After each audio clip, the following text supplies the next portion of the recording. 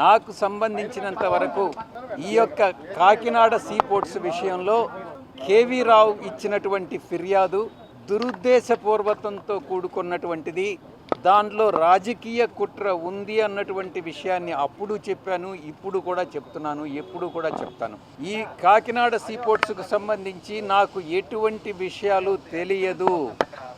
నేను ఆది నుంచి అంతం వరకు నేను ఎక్కడా కూడా నా యొక్క ప్రమేయం లేదు అన్నటువంటి విషయాన్ని స్పష్టంగా చెప్తా ఉన్నా.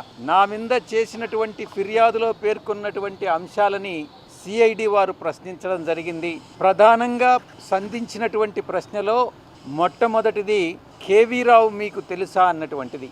ముఖ పరిచయమే కానీ ఏదైనా సోషల్ ఫంక్షన్స్లో నమస్కారం అంటే నమస్కారం అని చెప్పడమే కానీ ఆయనకు నాకు సామాజికమైనటువంటి, ఆర్థికమైనటువంటి, రాజకీయమైనటువంటి ఎటువంటి సంబంధాలు లేవు అన్నటువంటి విషయాన్ని చాలా స్పష్టంగా చెప్పాను.